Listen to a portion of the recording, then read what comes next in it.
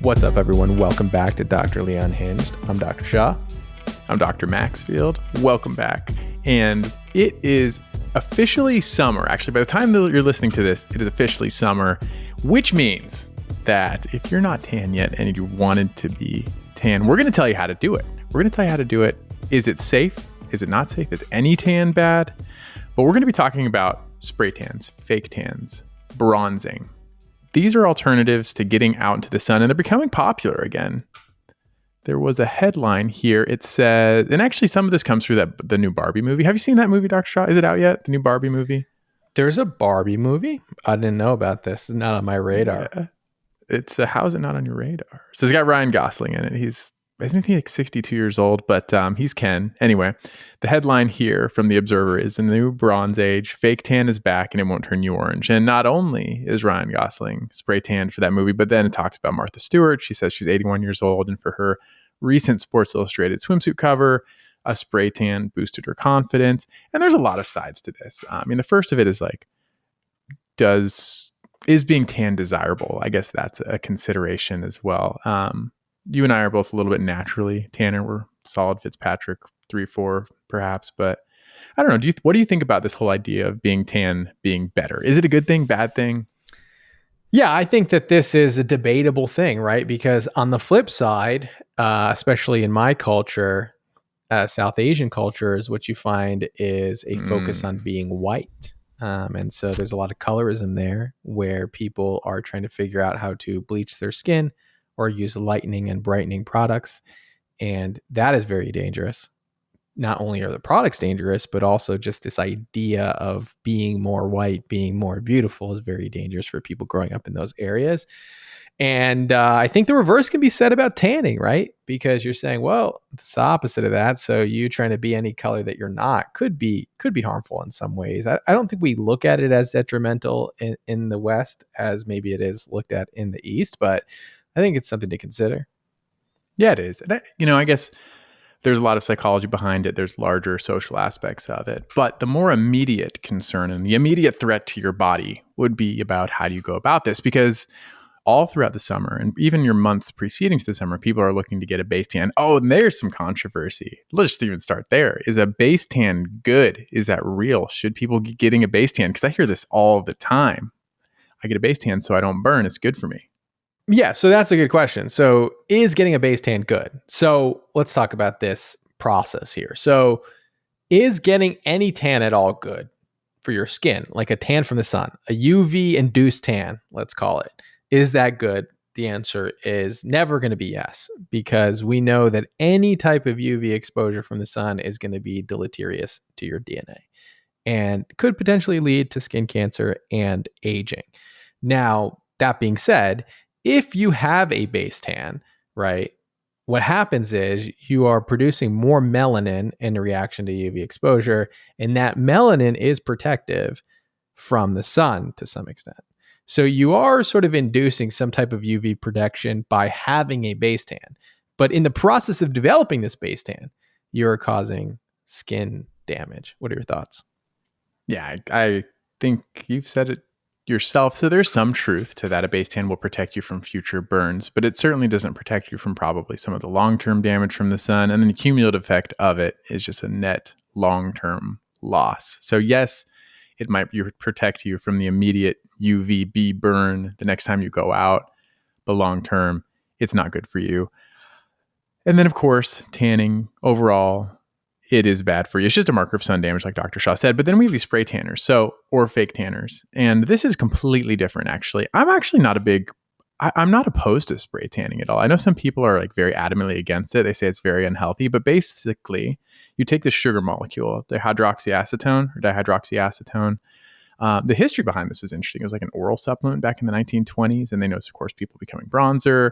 And then in the 1970s, I think it was first marketed as a tanning solution. But basically, you put it on your skin. It makes a complex through reactions with amino acids in the stratum corneum, the top layer of the skin. It creates melanoidins, which are like melanin, like the pigment in our skin. And it creates, hopefully, a kind of even blanket pigment distribution. So that in and of itself is fairly inert. Now, there's some controversy about whether it causes oxidative damage. I don't think there's any studies to show that it's very deleterious or it goes anywhere beyond the stratum corneum. So I'm not really concerned about that. But the biggest confounder I think I see people make is they think they get a spray tan, and just like the base tan, they think they're protected from the sun. And that's where they go wrong, is because a spray tan, a bronzer, a tan, or whatever it is, it has an SPF of like 2. Like if the DH, the hydroxyacetone concentration is like 20%, I think the number is like 2.2. That's your SPF, which is like nothing. That's nothing. You're not protected from the sun. So you can look tan, be tan, but you're not protected from the sun. Yeah. So, kind of piggybacking on everything that you said right there, that sugar reacting with that top layer of the skin can produce that nice bronzing effect to the skin. That being said, there is maybe some talks about whether or not there's some oxidative stress. But, a lot of times now, and I've looked at some recent articles on this, is that they've actually created self tanners with antioxidants to off balance a lot of this oxidative stress that they're expecting to get from that DHA reacting with the skin. And so apparently newly formulated self tanners are actually meant to offset the oxidative damage from that reaction happening. See, there it is. Now it's even safer. So I'm really I'm not opposed to it at all. It's an alternative for people going out and deliberately damaging their skin. So that's good. Have you ever had a spray tan? Or a fake I've tan? actually never had a spray tan, but I am highly considering this spray tan because I used to do I was part of the gym tan laundry generation. That's how I personally ended up with the skin cancer. It was from tanning booths.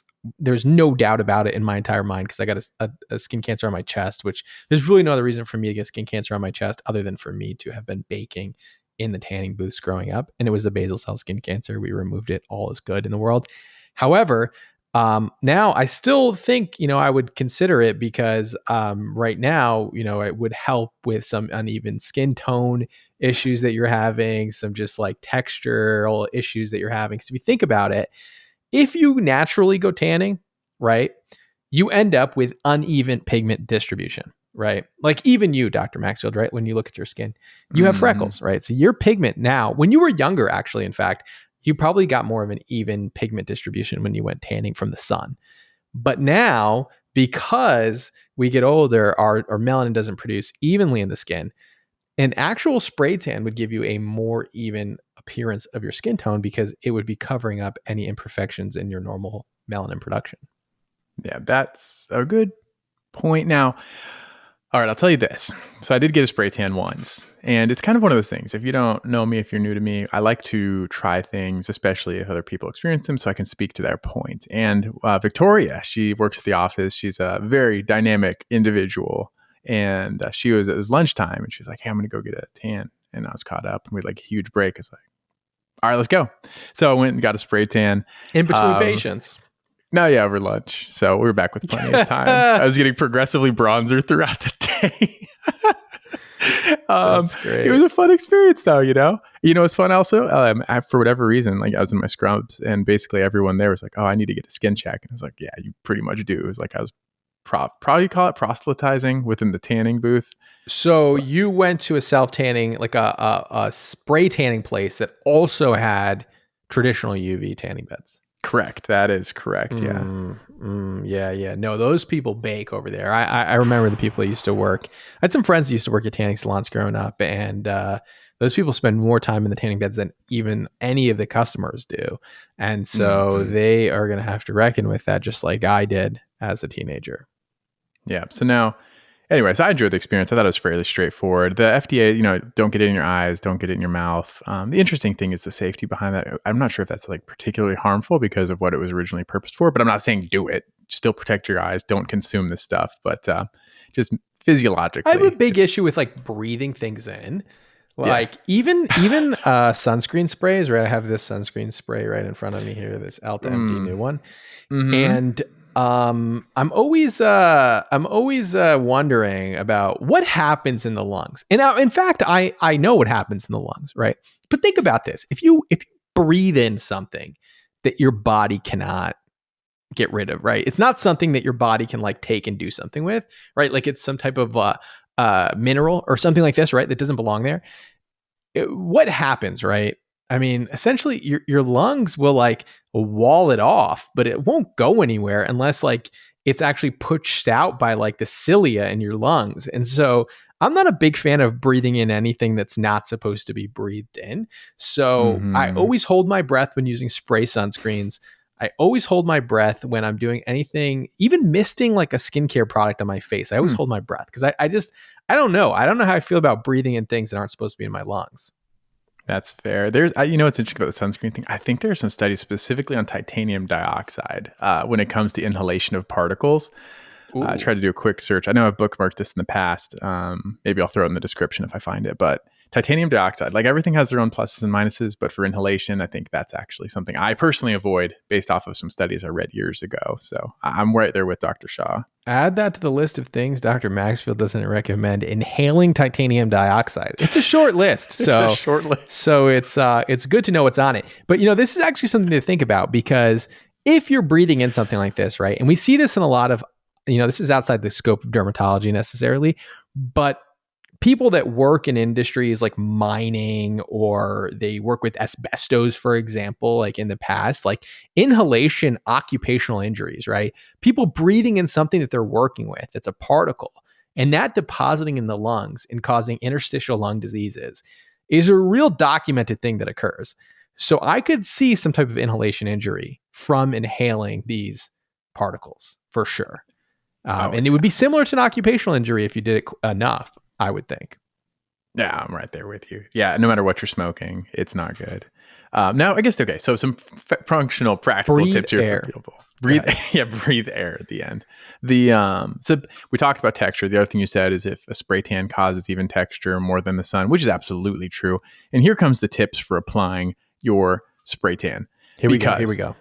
The older you get, the more texture you already have. You may have some brown seborrheic keratoses. You might have some texture, and those actually highlight and pick up the tan or the bronzer. They'll pick that up more, and it can look pretty bad. So the first step before you exfoliate, I gave it away. The first step before you tan, you need to exfoliate. Like, that's the best thing you can do, is try to get that skin texture as even as possible to allow for an even distribution when you apply the tanner. That's like the first tip. Where do we go next? The next thing is the thick areas. Like, if you go to a professional spray tan place, they'll walk you through this a little bit, but you need to protect and cover up those areas where the really thick stratum corneum, the elbows, the hands, the feet, because if you've ever applied this yourself, or you've known people to do so, you can get some crazy orange feet, hands, elbows, disproportionate to the rest of your skin. So you got to protect those areas, wait for the tan to mature, and then have no regrets, because you really can't go back on this. Like, you can try to exfoliate to get rid of it faster, but you're going to have to live with this for a little while until your skin cells turn over, which is roughly about a month as it starts to fade unevenly. Right. Okay. So tips are: cover the palms and soles. Second tip, exfoliate the skin before, so that it layers better. Now, I would even mention, don't exfoliate afterwards, because if you are exfoliating afterwards, you're likely to remove part of that self tanner. So just be cautious of that as well if you want your self tanner to stay around a little bit longer. So yes, I think in conclusion, we agree that self tanners are far safer, spray tanning far safer than UV tanning. And actually nowadays, I think a lot of the tanners are much better looking than they used to be. They look much more natural. They have a very, very, very small amount of UV protection in them, but negligible. You still need to wear sunscreen. And if you want to layer it properly, then follow Dr. Maxfield's tips. I think we're both pro self tanners. Yeah, definitely. Now, one last thing here, I'll diverge, and then we're going to go into this really fun article I found about some of the things you're doing to screw up your skin potentially. But did you know that, so we always talk about how UV glass does not block UVA. Window glass does not block UVA. Mm-hmm. But the tinting of the windows now has come a long way. And I got my windows tinted, and it's like, they're telling me, yeah, it blocks UVA, UVB. Not only that, it's SPF 1000. Oh. Mathematically, how does that make sense? How do you get SPF 1000? It's in their brochures. And I'm like, just Googling it really quick, and it's labeled accordingly. Ooh. Okay. So, yes. In fact, there are derms that will write you a prescription for window tinting if you get a lot of skin cancers. If you have any light-induced conditions, PMLE, lupus, solar urticaria, What's the porphyria? If you have any of these conditions that are sort of light induced, derms will actually write you a prescription. I know some derms with maybe a little bit more of a nefarious script writing process that will write you a script anyway. So just consider that in the process of looking for your window tinting. But yes, no, for sure. I mean, I think that window tinting will block some of that UVA radiation, and so it's probably a worthwhile endeavor. Versus, and what do you think about these people wearing the UV visor? Like the full face shield. The full face shield. Dude, this is so extra. I think I don't know, man, dude. It's so funny because like this whole affair with the sun within my profession, there's polar ends even within the you should protect your skin group. Like I definitely am more of the live life. I'm in that spectrum. I'm not in the cover your face, never go outside, wear the visor while you're sleeping. That's just not me because I just think being active is healthy as the overall person. But that's just me. Like, sure, it works great. If you want perfect skin, do that. If you want perfect skin, reapply your sunscreen inside every 2 hours. Where's that from the AAD? Nowhere. But if you want perfect skin, by all means, do it. Otherwise, protect your skin, avoid peak hours, reapply every 2 hours when you're outside. Try to prevent skin cancers, have healthy skin. That's me. But by all means, get yourself a little visor. All right. Well, there you go. So yeah, I think you're right. I think we kind of, and I've talked about this before. I think that some of us go over the top with this, and I think when you tell people they need to do all of these things to have nice skin, it almost is prohibitive because you're like, well, if I have to do all of this, then I'm not going to do any of this, right? So it's almost like an all or none for a lot of people. And so they're like, well, I'm not going to reapply sunscreen every 2 hours. I'm not going to wear a visor. I'm not going to wear gloves on my hand out in the sun to protect my hands from aging. And so they're like, you know what? I'm not going to wear sunscreen at all because this whole thing is just too hard to get into. And I actually think that that's actually prohibitive in some ways. Now, I think the people that are wearing the visors are more like making a statement. They're almost That's like, true. I like skincare. Like it's almost like being part of a club almost than actual having real utility in my mind. Because you could probably just wear sunscreen unless it's like right after a procedure. I could see like if you got like a deep chemical peel or if you got a laser procedure and you didn't want to necessarily wear sunscreen right afterwards because, you know, you have basically injuries to your skin, that going home in a visor could make sense. But I think on the day-to-day, it's probably a unnecessary extra thing to do. Bro, I've never seen someone wear something like that in the day-to-day. Dude, I've never seen someone at the beach wearing a visor. If you're going to wear a visor to the beach, you should just avoid the beach. You know what I mean? Like just stay inside. If it's that important to you, which is fair, like you probably should just be making lifestyle choices to avoid direct What do you light. think about people wearing doing their skincare routine on the plane? I mean, is that different than like doing it while you drive? Like, I don't know. I mean, probably safer, I guess, but I don't care. Do it in plane, do it in the bathroom. What's the problem? What's the problem with the plane? I don't know. I mean, I fly a lot lately, and anytime someone's doing anything extraordinary next to me on the plane, like someone was clipping their nails next to me on the plane, That's different. and I'm like, this is not the place nor the time. So, you know, I think some things are best meant for your own home. You know what I mean? Anyway, we digress. We digress. Okay, so let's jump into this article because Dr. Maxfield flagged a very interesting article. And the name of said article is not on my radar right now. Where is it? You like that like warm-up intro there? It's perfect. Go ahead. Read it off. You picked it up. I'll drop it. You dropped it. I'll pick it up. 20 daily mistakes that are aging you. Drinking through a straw, rubbing your eyes, and more. All right, so to re-intro this topic, these are the 20 daily mistakes that are potentially aging you, according to USA Today. And we're going to go through all 20 of them, and we're going to tell you what we think. Let's go. This first one is getting trendy again. Most of these have come around. This one's going to come around again. I'll post a little thing on my IG about this already because I'm already ready for this topic. But it's drinking through a straw. Drinking through a straw. So, can this cause wrinkles around your mouth in particular? or drinking from the bottle. They say it has the same effect. I propose that to you. Okay. So here's my thoughts on this.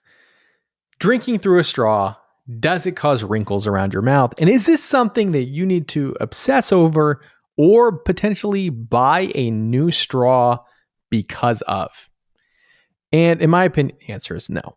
Unless you are guzzling liquids 24/7 and you have your mouth consistently in, because the same argument could be made, is kissing people causing you to have wrinkles around your mouth? Because you're probably spending as much time in the kissing pose in your lifetime as you are in the straw suction pose. I just don't think you're doing it enough to create real wrinkles, right? So when we think about how wrinkles are formed, right? Like even on our forehead or in our glabella, our like frown lines, it's from constantly moving, dynamic movement that's leading to static wrinkles from just constantly moving over time.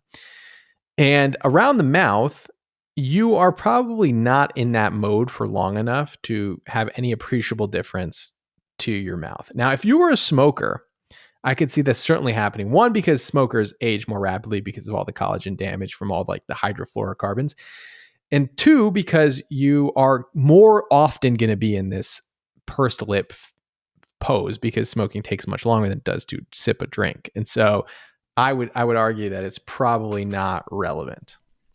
Yeah, it's in my opinion, similarly. It's just like physiologically, yes, you're moving your orbicularis oris. It causes the lines that are dynamic and then can become static. But is this really the main cause? You do realize that like anytime you say anything that ends with the ooh sound, you're also moving the muscle the same way. So if you think about your vocabulary, just drop That's everything. Why I stopped saying the word "oh." Yeah. Oh, that's interesting. Very interesting. Oh, yeah, but I agree. So it's in theory possibly contributing. Real life, I doubt that it's very much impactful. So do you want to adjust your straw habits? By all means. Again, I'm not sure that's the meaningful answer people are looking for. What are your thoughts on paper straws? The texture is atrocious. Holy, my gosh, I have a strong opinion on that one. Nothing better than when trying to enjoy a drink than your straw disintegrating in your own mouth. I think it actually adds to the experience, quite honestly, because you're honestly faced with I think life has gotten too easy in many ways. And, people are door dashing to get their food. They don't even go grocery shopping anymore. And you know what? I think you need to face struggles. And I think one of those struggles on a daily basis is having to sip through a cardboard straw that disintegrates in your mouth. And at least you'll know what adversity is when you're drinking your Starbucks drink. You know what else is dangerous? Okay, that texture on that is terrible. Like, yes, it's awful. I'm not a big fan. Like, I use them. I have some straws. There are some new ones though that I don't know what they're honestly made out of. It's recycled something and they're much better. But here's another one. The metal straws.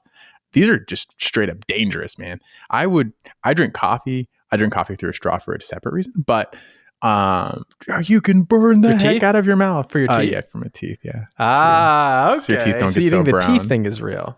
Oh, I do. I sure do. What about the fact that you use a white strip every day? Doesn't that help in flipping? No, this? I use a white strip like every 3 months, like one every 3 months. Okay, fair. They're expensive. Okay. But then also you can hit your teeth with these metal straws. I did it yesterday when I was making the video. I just like straight up slammed the metal straw into my tooth and I was like, what? Okay, so I'm going to chip a tooth on a metal straw. So I don't know. Still need work and innovation in the straw world. But I'm a big fan of moving on past the plastic straws. I actually really hate plastic. I'm actually a big unplastic kind of person. Yeah, there's so much plastic waste in the world. We need something maybe like bamboo. Like, can we get like a baby bamboo that we sip out of? I feel like that would have some. That sounds great. Yes. Yeah, that's it. Straws. That's the answer. Let's go. Perfect. Okay, next on the list is drinking anything but water. So basically, drinking anything. Wrinkles are from dehydration, loss of collagen elasticity, leading to sagging of skin, loss of XYZ, et cetera, et cetera, et cetera. Basically, everything except for water, whether it's soda, sports drinks, juice, all of it accelerates cell aging. Is this true? Well, okay, I will say this. I do believe that sugar and high glycemic foods are the worst thing you can do for your skin and for your body, probably as far as food intake goes. And I personally eat a lot of sugar. So like, I'm not saying that I'm like somehow better than everybody. I'm actually actively trying to decrease my actual like sugar intake, because I do think it's like horrible for you in general, just what it does to your body. But that being said, I think that water is probably the best beverage. I really don't think that you can beat water as far as a nutritional drink. And there's What nothing else that's as good. about green tea? Yeah, I mean, I drink a lot of tea. I mean, I think green tea has a lot of good anti. Okay, maybe I'm wrong. I don't know. I think still water is probably better, right? I don't know. Yeah, I do Water's like, too. yeah, like water, like it's definitely okay. You know, the debate about whether real Coke is better than Diet Coke versus like these like artificial sweeteners, like, and then there's a warning now, I guess, from what is it, from the FDA or from the Yeah, CDC somebody like about. that. Yeah, and I think that like if you've been around long enough, you'll know that this debate goes back and forth. And no matter when you weigh in or how you weigh in or what type of research you bring with you, there's somebody who's going to bring research opposed to you. And so there's almost no benefit in weighing in on the artificial sweetener debate. That being said, I do think that water is going to be better than Diet Coke and regular Coke 100% of the time. so Okay, so no debate so there. I'm going to stick with that. But green tea is great. All right, no arguments there. It's all. I mean, water's probably what we're designed to drink. That's probably the best thing for us. Okay, sure. Sugary beverages are bad. I don't think it's going to fix your wrinkles. I'm not a big like drink water, fix this kind of person, especially with skincare. It's all fake. I'm definitely on the whatever. This is my life tip for everyone. Like high glycemic everything, like Dr. Shaw said, is bad. I've adopted that, and it's revolutionized my like health, my weight, my eating habits, my binge eating. Like I can't tell you, it's insane the difference. I've tried a lot of things, but that's changed my life. Okay, back to the thing. Enjoying happy hour too much. Okay, so drinking alcohol basically is bad for your skin. It'll cause wrinkles. Oh, wow, this is interesting. Or wait a minute, there's a very specific thing. Drinking too much causes arcus corneae, a white or gray half circle on your eye, and an earlobe crease. This is very specific. So alcohol causes premature aging, an earlobe crease, and arcus corneae, a half circle around your eye. Is that true? That's a little much. I actually don't know specifically. I know that that like wrinkle on the ear is associated with like cardiovascular disease, right? Yeah, Isn't that the I've dermatologic sign?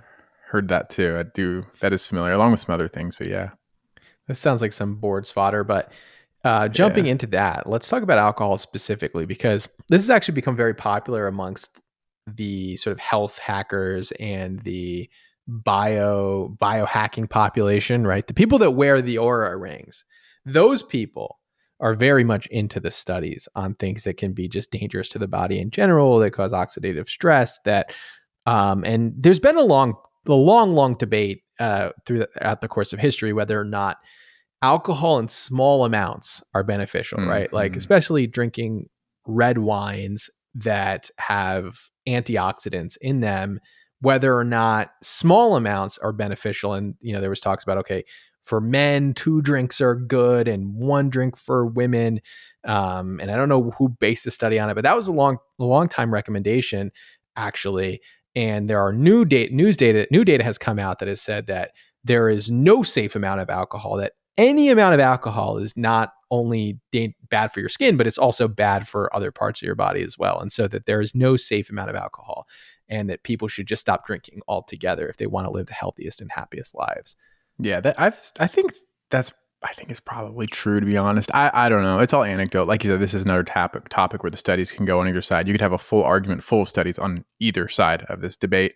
But I do think actually that the consensus is it in line with some of the more recent studies where it shows you can get a cardiovascular benefits, you do get antioxidants from things like red wine and specific alcohols, but there is an actually increase in overall carcinogenesis and cancer risk in the same population. So it's a double-edged sword. Right. And, the breakdown products of alcohol, when you consume it, produce a lot of toxic metabolites to your body that are dangerous to your cells and lead to cell death. And so certainly I think that alcohol is probably, we'll learn more and more about is just really not good for the body at all. And interestingly enough, when I was an intern, I would take care of really, really sick patients. And a lot of patients were dying or near death. And I remember distinctly my liver injury patients, my patients with Oh yeah. cirrhosis and liver failure and hepatorenal syndrome and hepatopulmonary syndrome. And those were the sickest patients in the hospital. And I remember watching these people suffer more than the smokers, right? More than any other people, were the people that ended up with like alcoholic liver disease. Um, that was one of the worst ways to go in my experience. And so that always stuck with me. And, with now new data coming out about the dangers of alcohol, it just kind of solidifies that for me. Yeah, I think it's true. Liver is underappreciated, underrepresented. It doesn't get enough credit or attention. All right. Next up is We'll skip the dessert one. always having dessert. Skip it. Well, that's the same I thing. think it's the same Glycemic thing. index. Yeah. All right. So number 5, cranking up the heat at home. This causes premature aging. Now there is an ideal temperature, right? Like, isn't it the best temperatures to sleep in is like 67 degrees or something like that, or 65 degrees? It's good for me. I like that. I like it cool. It works. It makes sense though, because I think we do know that colder. Well, okay. So I was thinking in terms of like stroke injury, heart attack, like things like that. We do cool the body temperature significantly to preserve tissue. So I'd assume that it would decrease some sort of damage just on the daily as well. Additionally, it does increase your calorie consumption by creating your basal heat, which may be beneficial. I don't know. I don't feel strong about this, but this says there's a significant decrease in skin elasticity and increase in wrinkles after exposure to dry air. Okay, well, sure. Okay, sure. And yeah, they say they recommend a temperature of 69.8 degrees Fahrenheit for the living room. Wow, this is very specific. And 64.4 Fahrenheit in other occupied rooms. That's extremely precise. And there's somebody that's going to follow those instructions specifically too. They're the same people wearing the visors. It's exactly the person. But that being said, I do think like heat, for example, like heat is not good for like conditions like melasma and rosacea. And so certainly like cooler temperatures are going to help certain skin conditions. I don't know if it's meaningful enough, whether you're 70 or 68 degrees. We sleep in a very cold house, very cold. So, I do think I sleep better when it is a little bit colder, but I don't think probably like 1 or 2 degrees probably makes a difference on your long-term skin health. So I probably wouldn't obsess over it if you like a little bit of a warmer temperature. Me either. But here's how this ties into the next one. Actually, this ties in perfectly. There was a study that was done. It was on individuals living in an area where there's no light pollution whatsoever, which I'm sure is hard to come by these days. And it was checking on their sleeping patterns. Because if you don't have lights, if you don't have anything going on when it gets dark out, what's our sleep schedule? And it wasn't regulated by light. That was the kicker of the study. It was regulated by temperature. And so it was actually the temperature drops that were controlling these individuals' sleep cycles, which would line up perfectly, which why we sleep better when it's cool. And the next one is, this one ages you. I have no doubt about it. Not getting enough sleep. That is certainly a contributor to premature aging. They talk about the skin, but whew. It's super interesting. If you don't sleep, you'll die. Right? Like there's like familial sleep disorders, right? Where you can't fall asleep and you die because you can't sleep. Like you actually physically die. And it's sort of like an interesting phenomenon because like I don't know that we fully know, and this is definitely outside of my scope of medical understanding, why we need to sleep. Dude, we don't know. We know nothing about sleep. We're so far from it. And I think it's sort of interesting because like what really happens while we're sleeping such that like humans need to sleep. Now, I definitely think that just from my own personal anecdotal experience, I was always told growing up, the people that were sort of praised were these people that never slept, worked all the time. They went to bed at, 10 at midnight, woke up at 3 a.m. and were able to be so productive. And now we're getting like a little bit of a reversal of this where we're seeing a lot of entrepreneurs saying that they now sleep 8 hours a day or they sleep 10 hours a day or they make sure that they're maintaining their sleep schedule. And I thought I was somebody who could get away with not sleeping for long periods of time and still be as productive. And there's a lot of studies that actually show, and they show this in the medical literature because there's a lot of doctors that are sort of forced to work like 26-hour shifts, 24-hour shifts. And they find that like not sleeping for periods of time is like the equivalent of being drunk on the job because your decision-making capacity and your speed of making decisions is significantly inhibited by not sleeping enough. And from my own anecdotal experience, like my creativity drops off like within a day of me not getting good sleep. So even though like I'm able to like do my daily functions, at least I think I'm doing a good job at them. My mood, my creativity, like all these things, like they immediately are diminished by not getting enough sleep or flipping my schedule too often. And so I need at least like 6 to 8 hours of sleep personally at this point. And I do think it makes a big difference with aging if you don't sleep. Dude, yeah, I didn't sleep. So that's my Achilles heel in life is actually sleep. I didn't sleep last night. I'm probably not going to sleep this night just because I'm talking to all of you, which is extremely valuable and important. But that's, so it actually snowballs, but like you just can't overcome a lack of sleep in any aspect. You can't exercise lack of sleep. You can't out skincare lack of sleep. Your skin, your face, it all just looks terrible. There's another study showed that during intern year for doctors training, you age 6 times. You basically age 6 years in 1 year. Just your because DNA. The lack of sleep. Your DNA, they actually check the telomere shortening. Yeah. And so yeah, sleep is paramount. 6 to 8. You do need less as you get older, but yeah, 6 to 8 is probably ideal. So just real quick on this, because I got curious. Fatal insomnia, an extremely rare disease that results in trouble sleeping as its hallmark symptom. Eventually, the patient will succumb to total insomnia, most often leading to other symptoms such as speech problems, coordination problems, and dementia. It results in death within a few months to a few years and has no known cure. That's terrifying. Crazy. It is. It's a nightmare. What a horrible experience. Oh my gosh. So sleeping, yes, we agree. We're on board with that one. But this one says sleeping on your side, like specifically, or your stomach or your side too. So not getting enough sleep, definitely. And then another one on this list was sleeping on your stomach or your side. Now, sleeping on your stomach or side, I don't think it makes a massive difference. I think if you sleep on your side, you may form sleep wrinkles. I don't know. I mean, I think the debate is out on this one, though there was some studies on this. You actually kind of changed my mind on this. I said in another podcast, I was like, nah, that doesn't exist. And I've been ruminating on it since then. I think it's more meaningful than the straw issue. Like I think I do too. Probably laying on your face for 8 hours, right?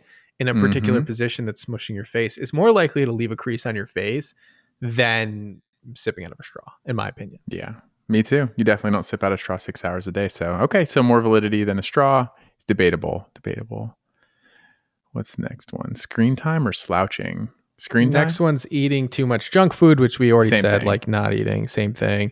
Too much screen time. And this one kind of leans in heavy to the blue light emitted from your laptop prevents you from falling asleep, but also may damage your skin. And there's not a lot of good evidence there's actually no good evidence, at least not at the recording time of this podcast, to suggest that blue light that's emitted from your screens is strong enough to cause any significant damage to your skin in a meaningful way. Now, we know blue light coming from the sun is strong enough to cause things like hyperpigmentation, but we don't know whether or not blue light coming from your screen is enough to induce this. And so, in my opinion, it's not something worth probably worrying too much about. And here's what we'll talk about our sponsor. This is from Blue Blockers. Blue Blockers will provide you safety. I'm just kidding. No, I know there are so many different glasses. There's so many glasses. That's the dream. The dream to get a blue light blocking sponsorship. There's now that the one side of blue light that is actually somewhat legitimate is it does interact with your hypothalamus and the production of natural melatonin and your sleep cycle. So that's the one thing I will say is valid. We do use visible light spectrum to regulate our diurnal hormone production a little bit. So if you're going to buy any blue light blocking device, actually glasses probably would be more legitimate if you're going to be on your screens at nighttime than some sort of product for your skin, which protects against blue light, which they do have those too. So I'd say glasses trump blue light blocking skincare. 100%. All right. So next up on this list, and we'll try to blow through this pretty quickly now, slouching. Yeah. So poor posture contributes to acceleration of your aging, and tech neck. It's so popular. The chiropractor videos kill me. I don't think that like tech neck, I think if you're like have you a horrible posture, maybe it's contributing to your tech neck. I think that people are focusing too much on their necks.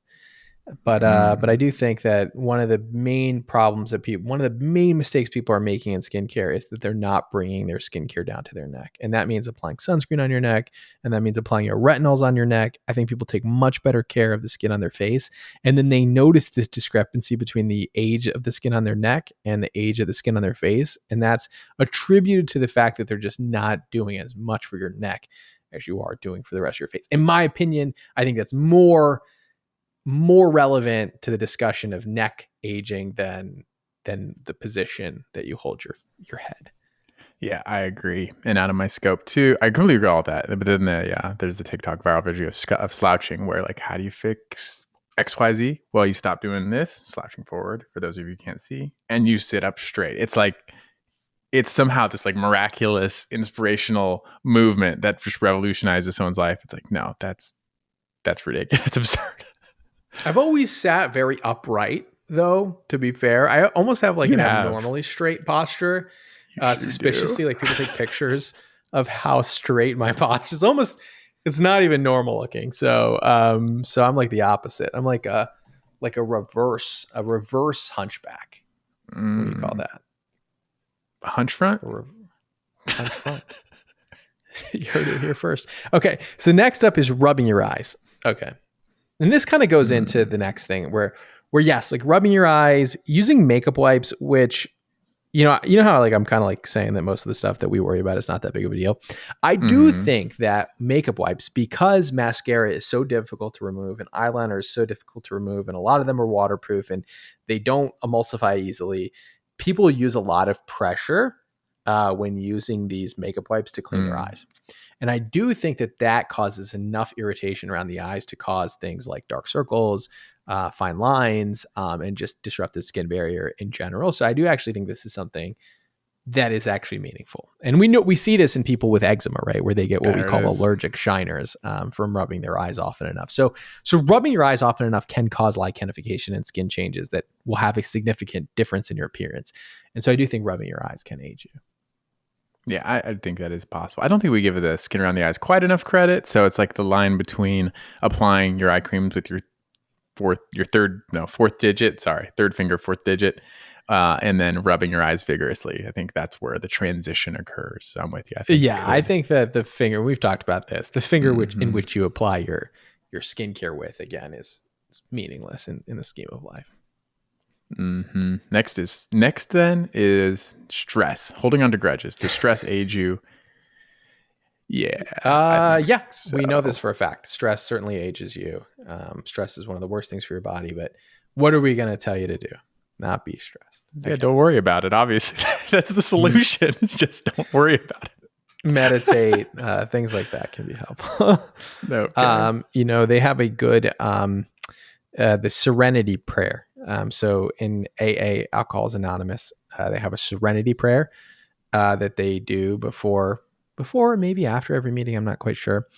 But basically it's God grant me the serenity to accept the things I cannot change, the strength to change the things I can, and the wisdom to know the difference, or something like this. You do that from memory. Yeah, it's pretty good, right? That's probably not verbatim, so like don't quote me on that. But basically, I've got it in front of me. So basically, the idea is that that if you can't, and this is our doctorly supportive tip of the day, if you can't change it, if you can't fix it, then you should not overthink it. And I think that'll make your life a lot easier. Yeah. All right. That's a big picture thought. Things are out of our control. We're a lot less important than we think. All right. Next up, washing your face too often.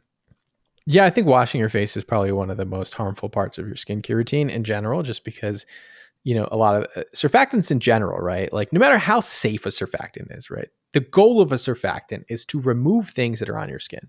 And in that process, I do think that it can be slightly harmful. No matter the most gentle cleansers in the world are going to be still probably the most irritating part of your skincare routine for the most part. What do you think about that?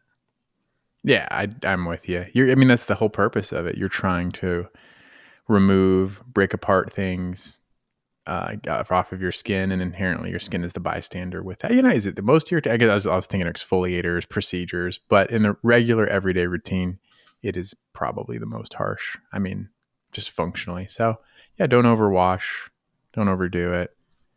Twice a day is probably sufficient.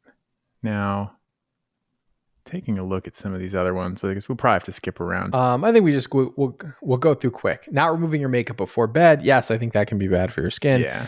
That being said, I actually would raise you one and say try to remove it as soon as you get home from going out, because the longer it sits on your skin, the probably worse it is for your skin.